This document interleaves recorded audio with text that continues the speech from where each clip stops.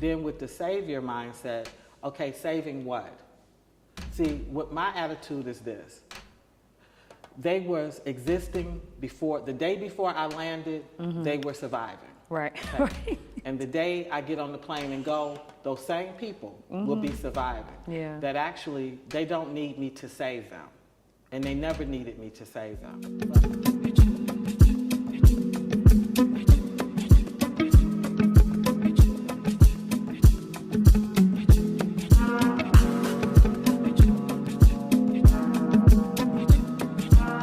Welcome everyone, this is Grilled of the Diaspora and I'm your host, Nakaira G. And today we have a guest, her name is Dr. Wanda. Yes. Dr. Wanda has a company called Wandaland Naturals. Yes. It is all over the world technically. Well, we have made it to 30 nations. So we've been global. All over the world. Yeah. And you're in Ghana from way of Chicago. And you've been in Ghana for how long? 4.5 years. Nice. Real quick, y'all, make sure you download my new ebook. It is a travel planner and journal. I made this about 1.5 years ago, and it's really, really cool. There are 10 different entries, so as you are on your travel journeys, make sure you download this ebook. It's only $10, and you can get it on my website today at nakedgoldonline.com. You can download it, you can print it, whatever works for you. Make sure you cop that today. So on this particular episode, we are going to talk about mistakes that diasporans make coming to Ghana. I know you guys have probably seen so many different types of conversations about diaspora experiences in Ghana. And a lot of times when someone from the diaspora doesn't have the best time, I noticed that the first thing that everyone says is, oh, they should have done their research. Let's start off with, what was your experience coming to Ghana, and like what knowledge did you come with? Well, I have to, first let me say this. I have to agree that you do need to do. Oh yeah, of course, for sure. It's two types of research you need to consider. Am I visiting? Is this just a, I'm coming to the motherland, I just want to go to the dungeons, I kind of want to check out, shea butter and waste bead factories, or are you trying to see it as a place to stay? So those are two very different types of research. Because if you're just going to be here temporarily, then yeah, you're going to have a good time. So I knew I was not coming for a visit, because at that time I had already experienced 3 other African nations. And I'm in the age group where I'm looking for a retirement plan. Okay. So in general, I have been to the continent 8 times on my own dime. And every time I move with my daughter. So I had to know for sure where I was landing and what that would mean for me in terms of living. So part of what I looked at was the economy. I wanted to understand, because there's no such thing as poverty. My poverty is not your poverty.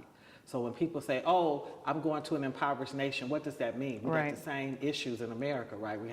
We have homeless issues, we have drug addicts, we have domestic violence shelters, we have children in the juvenile system. We have 95% of black children are part of, DCFS, right? They're not even with their own families. So we can't say, well, that's what it is. And I want to help there when you can actually stay home and do the same stuff. So you need to understand, what's the difference in poverty from your nation to that nation? And so that was the first point of research. The second was lifestyle. What did it mean? Because you're going places where the continent is 54 sovereign nations, and you can find everything on the continent, from poverty so intense that you never want to come back again, to palaces and paved roads, okay? So I was advised, because I had 3 coaches. One was Liberian, one was Ghanaian, one was Nigerian. They all advised me, when I was interested in traveling to the continent, pick some place in the middle.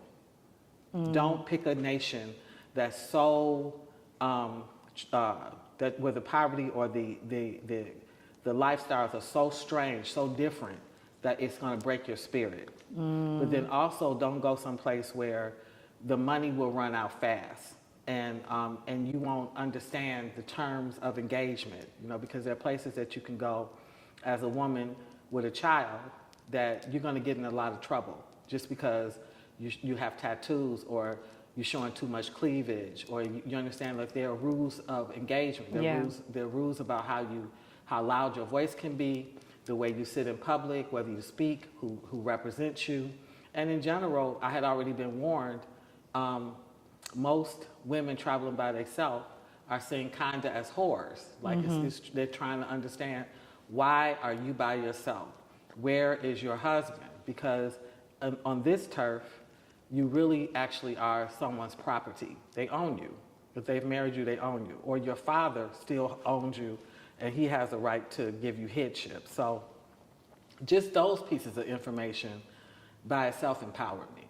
So I knew I needed to go someplace where it was English speaking, because that Berlin conference chopped the continent up in such a way that, yeah, you can be fascinated with a nation. Like, I still want to go to Namibia, but the other language there is German. It was the Germans that colonized them, so you have to consider, even though Benin and Togo are bordering countries with Ghana, they're French-speaking nations as opposed to English. So these are all the stuff that you have to take in consideration, whether you're going to have a travel with you need to travel with an interpreter, or whether, if you have your little book and you've taken your little class, how far would that actually take you in terms of...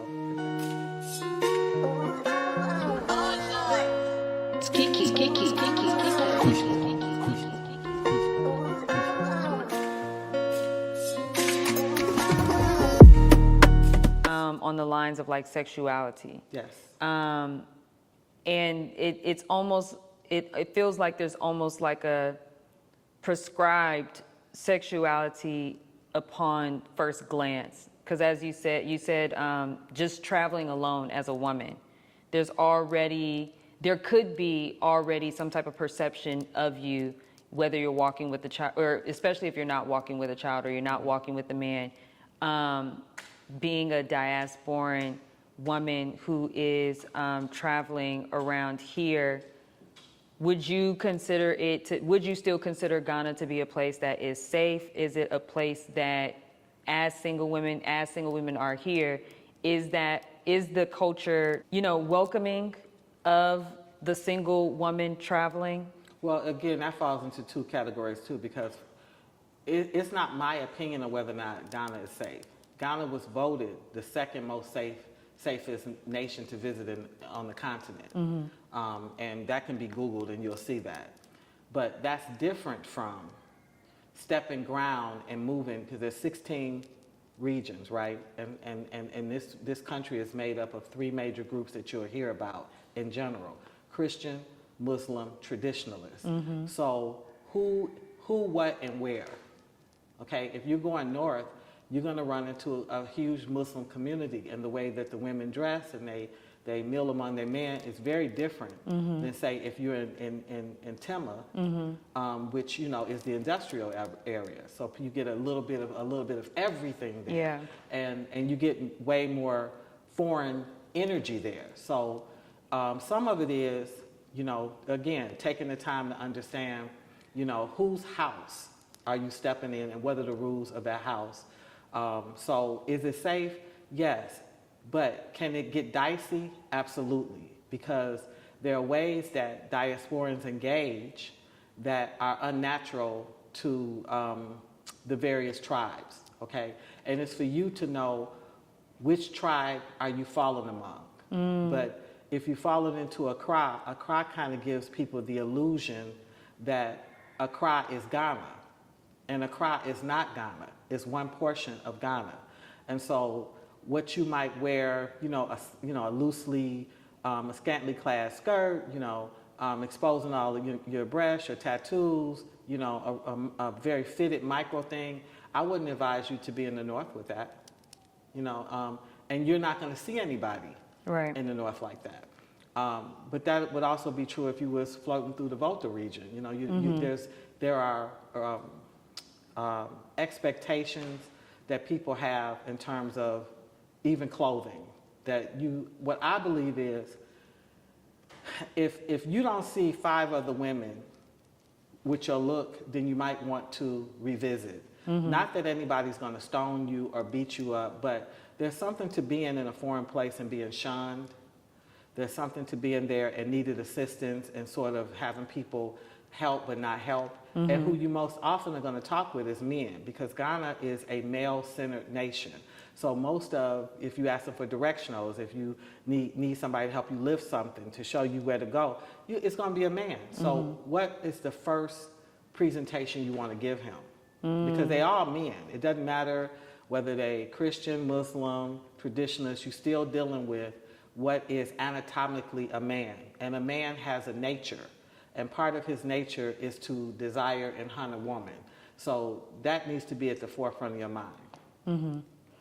I have a question about, in one of my other episodes, we talked a little bit about the perception of African people to foreigners, foreigners to African people, and then the perception of the diaspora and Africans of the diaspora, and how a lot of that, those perceptions most times will just go assumed rather than both sides kind of like asking whether it's us in America engaging with African immigrants, or it's us as immigrants here that are interacting with different African societies.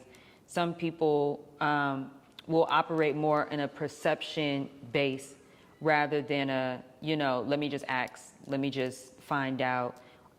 Sometimes it can come off as if like, oh, we already know, or, oh, if you're wearing this, then that's it, or if you sound like this, then that's it. And sometimes there's this conversation of how do you find the rules of engagement? You speak about like, you have to know these communities, right? You have to know which community you're in, who are those people, what language do they speak, what goes on in that community. But if all you've seen of Ghana is from Instagram or from Facebook, what would you say would be a way that you can learn those rules of engagement if you don't end up getting that from your tour guide or tour operator? Well, okay, the first rule in life is you do get punished for what you don't know. And so you have to have a desire to know, just on general principle. The tour guide can tell you some things, but what I'm going to say is the tour guide is representing a tribe. And it may not even be the tribe in the area that he's touring you. So you can't rely on that. If you're looking at Instagram and you like something, it would seem to me that even from that's a starting point to ask some questions. And I actually just ask, okay? Because you're with Wanda Land's Naturals, and you're looking at one of our boo-boos. I'm wearing it. B-U-B-U. It is something that a woman can put on. It's nice and comfortable. It's regal. It flows. You can add your little legging. Okay, you got to order one. You got to order one. Okay, WandaLandsNaturals.com. I want to see you in a boo-boo. Hey. Mwah.